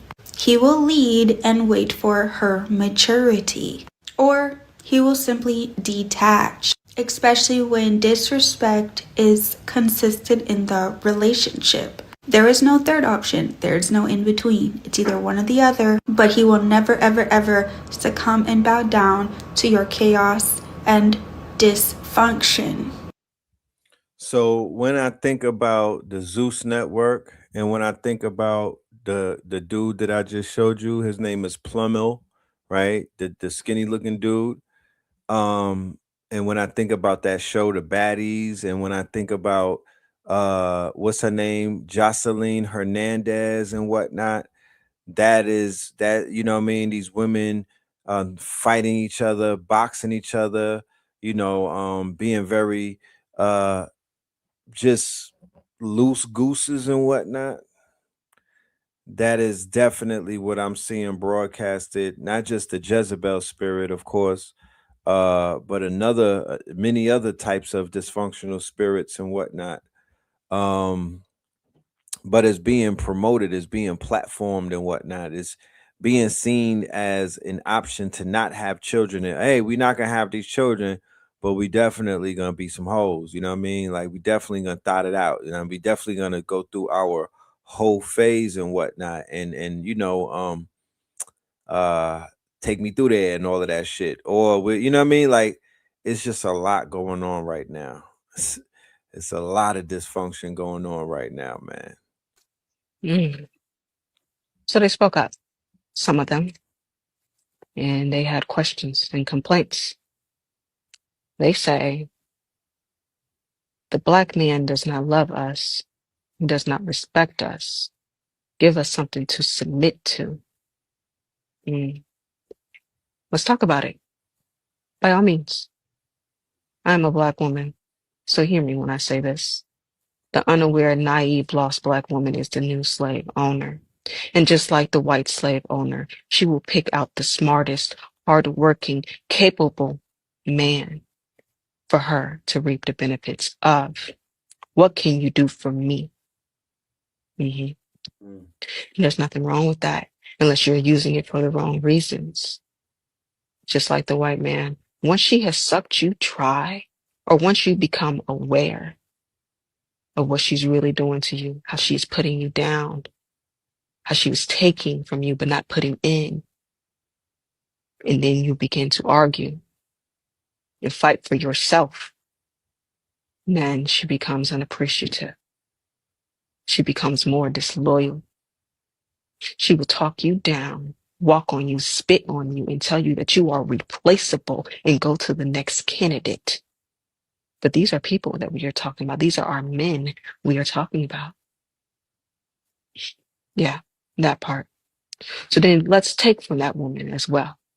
That same woman is also the same thing that a black man does not trust. How could you marry your enemy?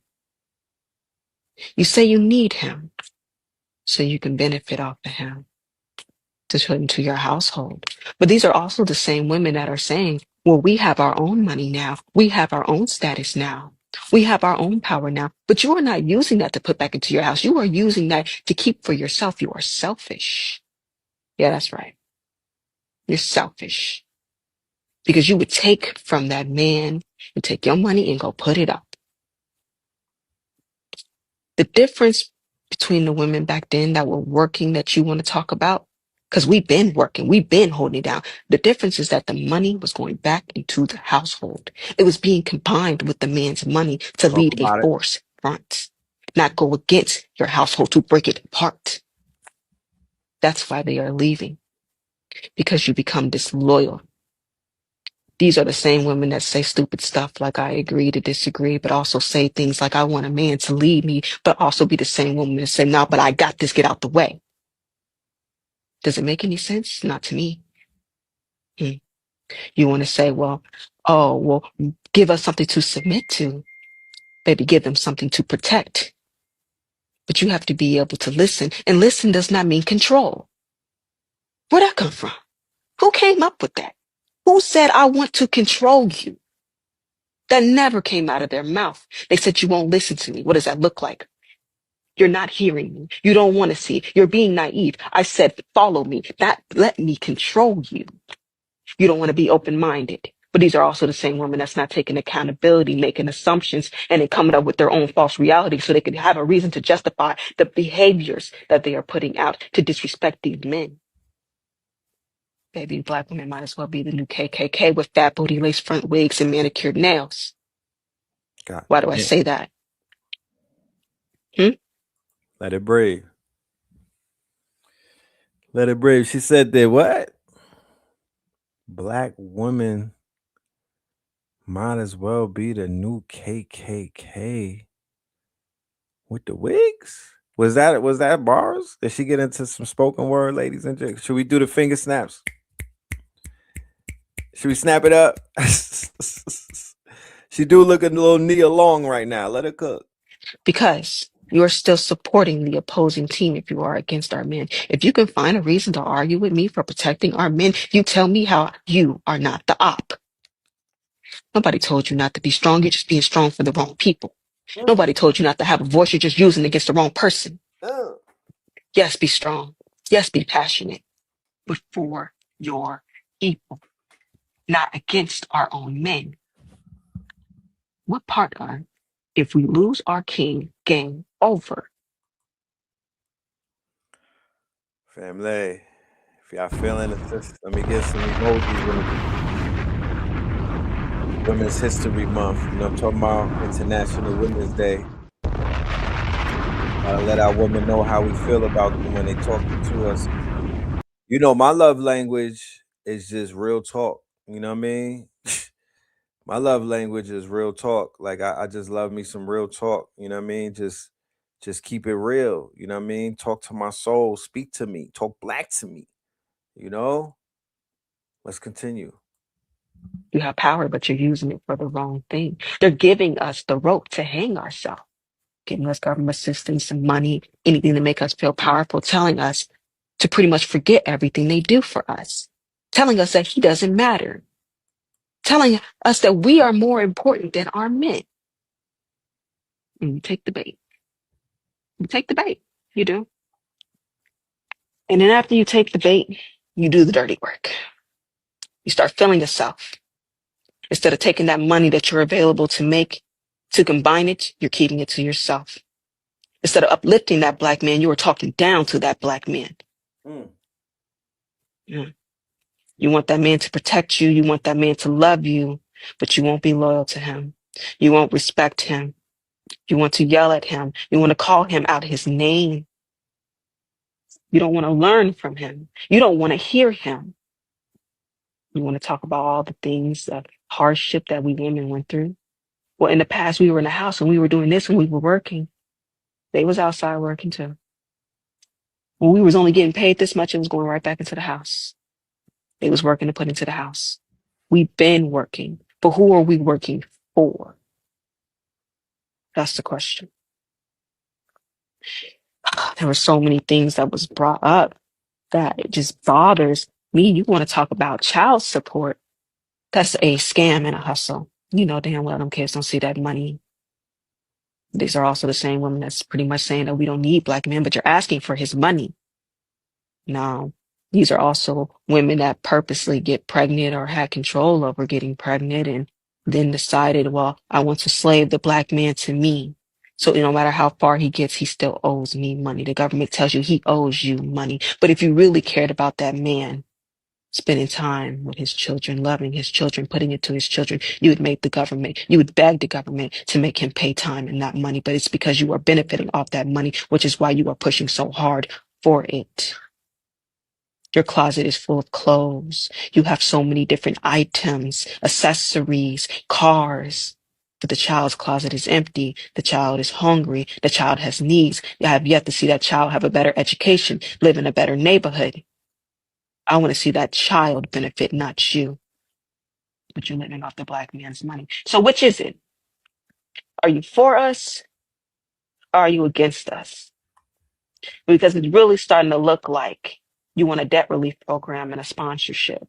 To this You want day. to use the black man, but you do not want to support or protect the black man, but you want him to support and protect you. The black man is not against us. He is protecting himself from a bunch of snakes. Because the moment we feel emotions of you're not doing enough of what I say, you're not doing enough of what I want, I'm going to be disloyal to you. I'm going to sell you out to them. I'm going to call them to come get you, to enslave you even more, to make your life even harder, and not realizing that I am putting myself in the hole to fall down with you. Because at the end of the day, the white man is not our king. The black man is. If the black man fails, we fail too. We are a reflection of our king. We are a reflection of them, and they are a reflection of us. So why are we going against our own household? Why are we going against our own men? If you can find a way to argue with me for protecting our black men, if you could find a way to feel some kind of way because I love our black men, if you are so stuck on yourself, on what I got and what I need, all I'm hearing out your mouth is I. But you love the black man. No, you don't. You want to use the black man. You say he wants you to be a white woman?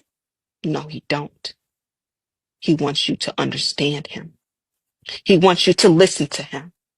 He wants you to respect him so he can honor, respect, support, and love you. You want to talk about femininity? How can you do that trying to be the head? It feels too good to have that kind of power, but you were never meant to be in that position. Use your power for where you're supposed to stand from. You really think these men gonna talk business with you? You ain't got no woman president yet.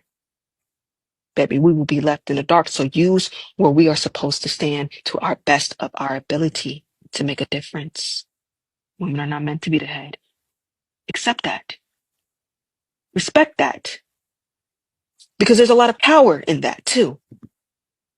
The man might be the loud voice, but the woman is the whisper that makes the difference. Know your spot. Uphold it. If that doesn't answer you, if you still feel like you want to argue with me, then you are not for the black people. You are the op. You are the problem. You are the failure. Yikes. I guess that's a mic drop right there, right? You know, I guess that's a mic drop.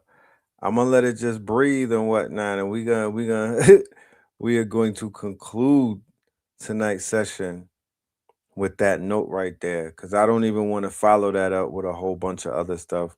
We'll continue our conversation with Melanin Monday. Like I said, I'm forming a panel, and I'm gonna bring different voices and different opinions and different energy to this quote unquote stage so we could deal with some of these conversations that need to be had. We needed to hear that perspective. I'm sure that we hear the other perspective a lot, almost to the degree that we don't even know that there's another perspective. We're so drowned out with this algorithm of hearing black men ain't ish, black men ain't do nothing, black men are destroying everything, black men this, black men that we never even heard a sister defend us for more than a soundbite. Get that shit off real quick and keep it, let's go to the next subject. She gave us 9 minutes of some quote unquote real talk, because there's things that I cannot say to a black woman that she was able to say. There's certain things that a black woman can't necessarily get through to a black man that I'm up here saying to black men, and hopefully they get it and whatnot. But let's just keep it real. Let's just keep it real. The outdated narratives are hurting us. Any state that you live in, because the state of Atlanta is the state of your mind. There's the Atlanta state, then there's the state of Atlanta. If the state of Atlanta is trying to lock arms with the NBA because they want them to come and they want to bring their wings and their things, they want to bring their wings, they want to bring the real chicken wings to the state arena to watch women quote unquote gyrate, and they're gonna bring out the pole and whatnot when they go to the Hawks game. The pole is coming out, and they're gonna play music, and it's not gonna be children friendly. They're not gonna play the censored version. If that's the direction that our people want to go in, then that is a Roman direction. That is exactly what When in Rome is speaking about. That is the Diddy way. You know what I'm saying? They are going in a direction that is a dead end. It's a Pied Piper playing that flute and whatnot. It's men and women not mastering their lower self, because pleasure is the principle. However, the journey is for self mastery. Don't ever get it twisted. I could walk through a men's entertainment adult bar. I could walk in one of those strip joints, and and not be, you know what I'm saying, and not turn into a quote unquote savage in there, and not become a savage, and not even be tempted. If I walk into one of those places, then I want my light to be felt. I want somebody to be like, damn, this brother is reminding me while I should not be in here. The fact that I'm seeing the brother might make the strippers go and get dressed and whatnot. Like, damn, you know what I mean? Like, you want to move with that type of energy. You know what I mean? You want to be the one who, even if you're around some of these dark spaces, you shine your light. And the only reason that you're in a dark space is to shine your light. It's so much darkness out here. And to be honest with you, it's permeating even in some of the circles of what they would call our brothers and sisters. I'm seeing a lot of influence in this community. I'm seeing a lot of sisters online who were, super goddess, you know what I mean? A lot of people are exploring their dark Lilith, and there's nothing wrong with that. A lot of people are exploring their quote unquote thottery side, their thottis side, and there's nothing wrong with that. There's just a lot of exploration going on right now. People are discovering themselves, and it's all good, because this is all about man know thyself, woman know thyself. The thing about social media is we get to witness it as people discover themselves, because these are all trends. I went through the vegan trend. I watched people who was coming through, with the Burger King face and whatnot, and then they went raw food, 90-day raw food, H3O2 type shit, and completely transform themselves. I watched people come into this community, and they were battling life-threatening sicknesses and whatnot, and then months later they glowing and whatnot, skin glowing, looking super healthy. I've come into this community. I watch people come into this community very quiet and timid, and very humble and shit like that. Years later, they the loudest person in the room. So I'm watching young women who are like, going through exploring their sexuality and whatnot. They're online exposing, showing it, like they're into kinks and whatnot. They're into like, BDM and shit. And these are women who were like, they were on the meditation, stretching and yoga and juicing. They were of a certain type of frequency. Now they're leaning more into a darker, more into a more taboo energy. And it's like, why? But I don't have, you know what I mean? I'm just observing it. I'm just the observer. I'm watching and I'm seeing it. And I'm like, there's an influence. People are being similar to how there was the polygamy influence. Remember that? Remember, everybody was a polygamist at one time. That was a trend. There was an influence. As you observe, you start paying attention. Oh, niggas is pulling up with 3 wizards. Oh, they all wrapped up. Oh shit. Okay. Oh, okay. That's a thing. All right. Like that started to take off. You know what I mean? So it's just when you've been around, you get to see the trends as they come and go. So these are some of the trends. You know what I mean? And blaming black men is kind of the trend too. You know what I mean? We're gonna do the all girls thing, girls, and And let's leave these men. We don't need them anymore. Do you know that we could make our own children? Yeah, we just have to, we have to sit on the just yoni steam and meditate. Yes, we don't need a man. We can impregnate ourselves. Yes, sis, please. Yes. The queen said that. All of that is going on. But whatever, you know what I'm saying? Like, good luck with that. You know what I'm talking about? Once again, being the observer, watching things play out.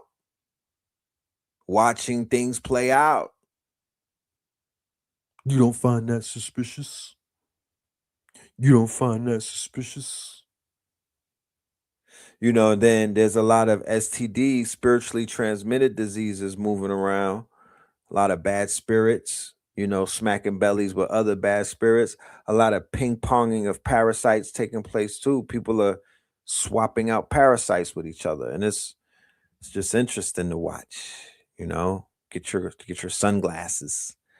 Because it's, Get your sunglasses. Spring is here.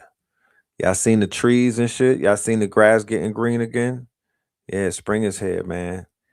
We almost through the dark night of the winter. Did y'all see the dark skies in Iran? Y'all seen the oil skies? Who got the biblical passage about black skies in Tehran? It has to be in somebody's book. That was biblical. Black skies in Tehran. What page is that? I don't even know if Minister Moreland gave us the passage and where that's at, but find me the passage for black rain in the skies during the apocalypse.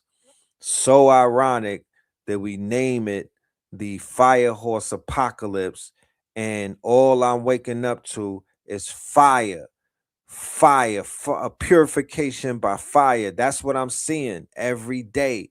Rivers of fire, streets of fire, backgrounds of fire, fire. That's all on my timeline.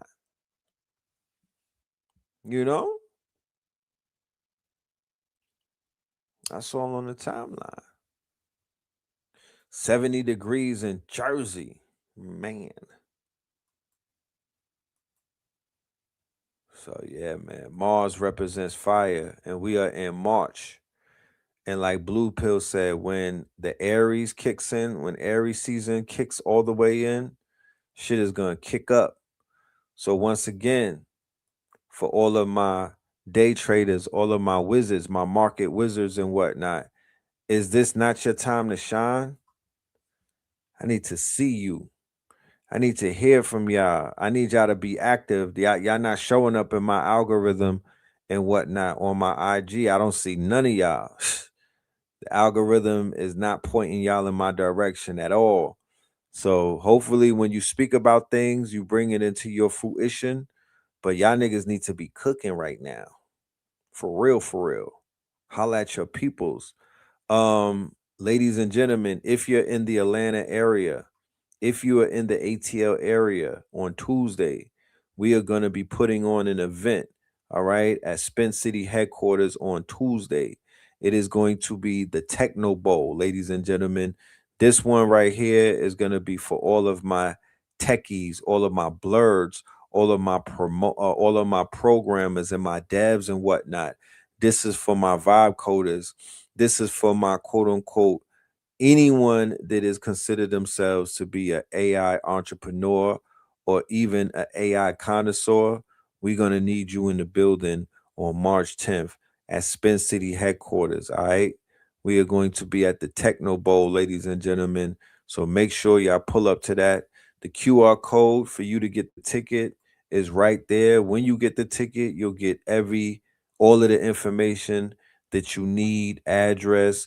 It's from 7 p.m. to 10 p.m., 7 p.m. to 10 p.m., and it is on Tuesday, March 10th. Okay, Tuesday, March 10th. So with that being said, peace, love, and light to the family. We will catch up with you. We're going to go to a word from our sponsors, and we will see you mañana.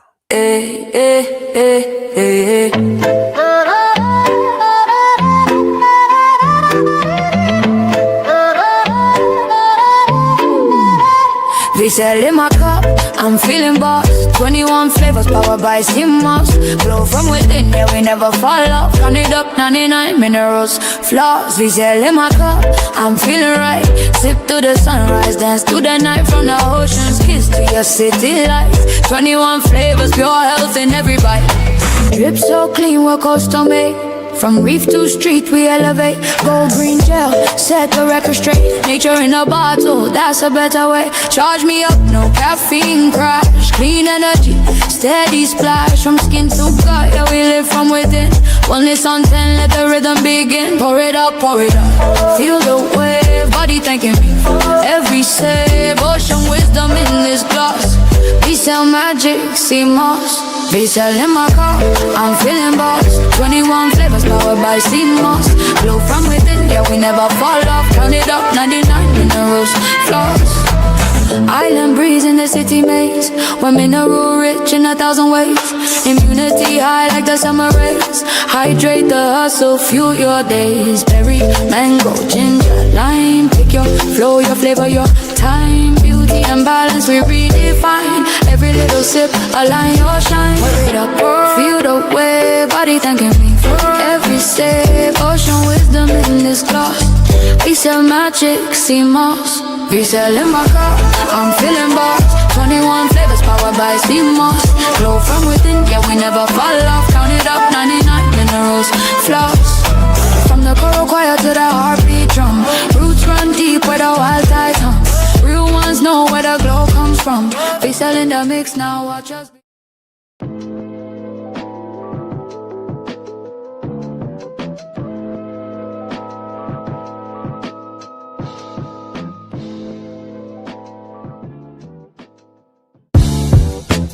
Can't beat us, join us, please bring your coinage. We sink 3-pointers, money shots, all net, all vets. Bumps we not, jet skiing in them sunny spots. With women edible like gummy drops. Dummy stop, dummy stop. No weapon form can intercept the storm. Once my intellect is on, I'm projecting on magnetic fields. And interact with blacks with athletic bills. I'm all about growth and development like residents of Ebbets Fields. Not to choose between woo and chew. We wanna line them colors up like a Rubik's Cube. And fade to black, yeah, the truest hue.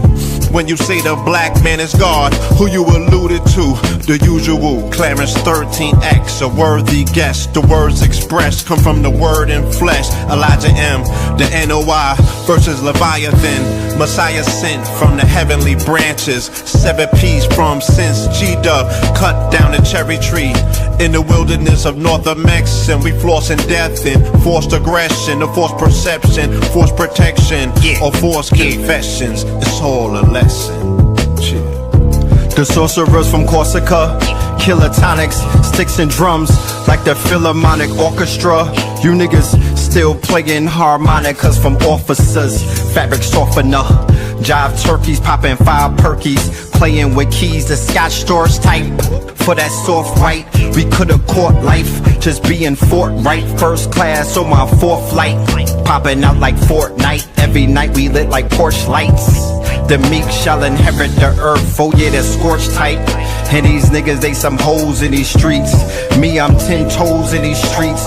They lost their souls, niggas got holes in their feet.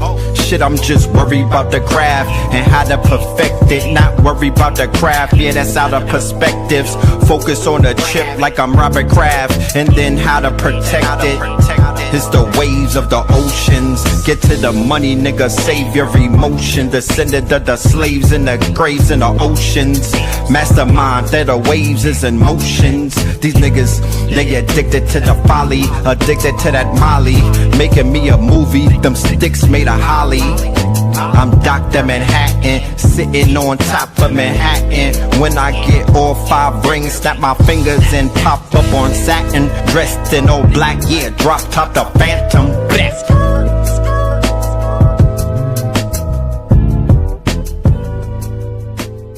Crumb TV.